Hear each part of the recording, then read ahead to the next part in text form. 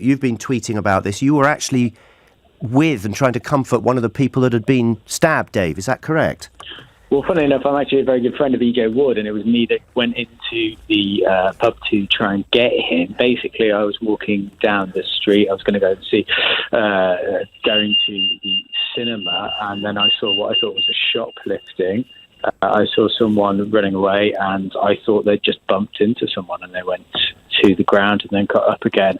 And then I heard shouting on the opposite side of the road to me, and because I thought it was a shoplifting, I ran towards the situation as anyone would. You don't think there's anything going on. And then I heard what I thought was a car backfiring, but after the sort of second, potentially third time of hearing an explosion, I realised it wasn't, and that's when I saw 2, possibly 3 armed police officers holding pistols at someone that was incapacitated on the ground but still moving when I saw them. Like I say, it's only an eyewitness perspective. It is not completely infallible because, to be honest, I didn't realise at the time or think that I was going to be swept up in a terrorist incident. I thought this was just someone who had shoplifted, or maybe even people just larking around. And the person that you said was prone but was still moving, is this the body of the picture I've seen outside the Boots the Chemist? Is that the one, or is it another one?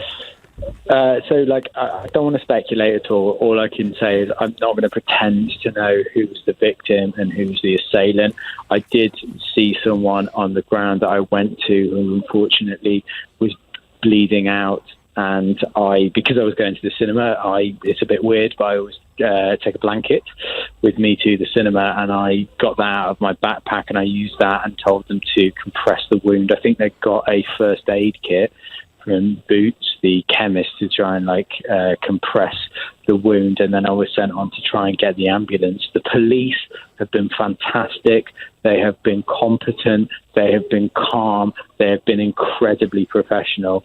But it took over 35 minutes while innocent people were bleeding out on the street for the ambulances to arrive, even though we're just over a mile from one of the biggest hospitals in London, and also another hospital which is an acute trauma ward that actually has a helipad on it. So that's King's and St George. All right, let's deal with facts, just exactly as you're saying, Dave. Speak to Dave Chawner. He's an eyewitness there. So the sense I'm getting is that the armed response unit was there very, very quickly, but the ambulances were about another half an hour behind. Is that right? They were very quick. I don't want to speculate, and it would be wrong for me to give facts that I can't corroborate. All I know is that, yes, the police were there almost imminently, and you can read into that what you like. I am not going to speculate. It took over half an hour for the ambulances to arrive.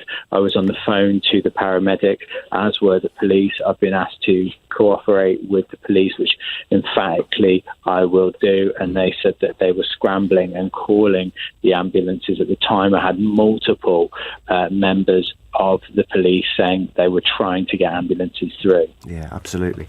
Just a final point about the incident and the person that you were tending to. Were they conscious when you were looking after them? You said they were bleeding on the pavement.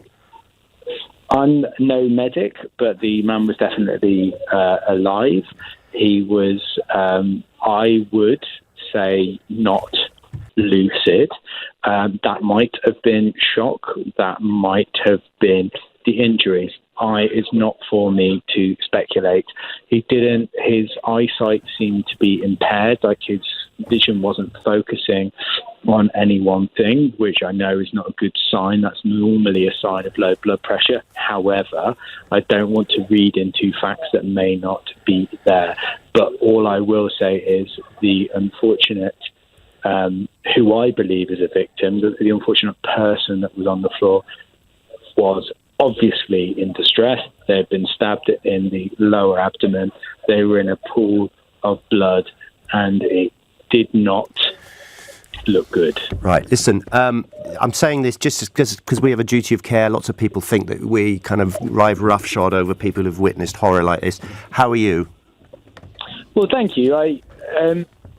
That's a really nice question, and the honest answer is I am no hero. I know nothing. I am really numb from it all, and the only thing that's really starting to dawn on me with a real cold awakening is that had I have been on the other side of the street, it would have been me. That's what I truly believe, because this seemed, and I have to stress, only seemed like such a random attack. It seemed like so uncalculated that I genuinely think had I have been those 10 feet on the left-hand side of the road rather than the right-hand side of the road, then I unfortunately would be the one that's either in critical care or perhaps even worse, and that's really sobering. So, Dave, will you do me a favour? Yeah. Okay. When you speak to the police, will you make sure that they put you in touch with someone in case you need to talk, to just sort of talk it through? I went through something similar and it really helped. Oh, wow. Thank you.